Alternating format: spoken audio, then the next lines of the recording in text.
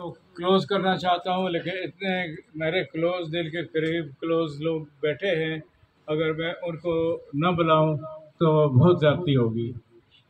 शम्स रहमान साहब, मैं कहता हूँ प्रोफेसर शम्स रहमान साहब 13 में रहते हैं और स्कूल टाइम के बाद हमारी जुदाई हो गई। ये एयरफोर्स में चले गए, उसके बाद सऊदी अरब चले गए, फिर पता नहीं वहाँ से कहाँ चले गए, लेकिन एजुकेशन के साथ ये मुंसलिक रहे। तो इनकी तो एक कंट्रीब्यूशन है हमारे मुल्क के लिए एजुकेशन की। लेकिन जो हमारा बचपन का वक़्त था जब हम बलोरे खेलते थे गोलियाँ, यू नो, तो उस वक्त की बात मुझे जो याद है कि हम बच्चे बाहर खेल रहे होते तो सबकी माएँ आती तो वो चीखती, वन इंडिया मुड़ क्या हुआ है, थोड़ा पुराना हो गया। एक मकबूल लाला हमसे बड़ा होते थे, उनकी वालदा कहती हो मकबूला तू घूमे चादर ना घूमे हो, यू नो।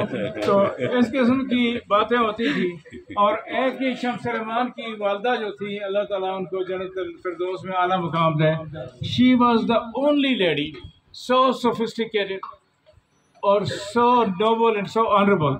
बस वो जबान के नीचे नाम रख के हबीबुर रहमान, फिर दूसरी बात थी हबीबुर रहमान की पेंट भी गीली हो जाती थी, पहुंचते थे घर में। वो कभी भी उसने गाली नहीं, कभी जोर से नहीं बुलाया, कभी कुछ नहीं किया। तो मैं अपनी वालदा को भी जाके बोलता था, मैंने इनकी वालदा की तारीफ करता था कि मैंने कहा वो जब आती हैं अपने बच्चों को बुलाने के लिए, कभी जो है गाली नहीं देती, कभी जो है लो लैंग्वेज नहीं इस्तेमाल करती, बस ज़ोर से नाम उनका बुलाती हैं और बच्चे ऐसे मैंने कहा दौड़ते हैं जैसे बिजली होती है। तो शम्स रहमान साहब से दरख्वास्त करूँगा, आए चंद अल्फाज बोले आपके लिए। बहरहाल में यहाँ पर इतनी बातें हो चुकी हैं, सब ने अपने अपने तमाम ख्यालात का इज़हार कर दिया है।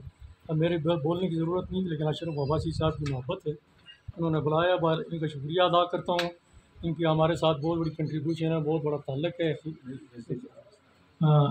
अपना इखलाक और किरदार सब के लिहाज से हमारा बचपन का आपस में बहुत साथ था, अभी उन्होंने उस चीज़ को कायम दायम रखा हुआ है, तो इनको हम शुक्रिया अदा करते हैं। बाकी बोलने की दीजिए, बड़ी बड़ी बातें यहाँ पर हो गई हैं, बस सबका शुक्रिया, इनका भी शुक्रिया, आप सब लोगों का शुक्रिया।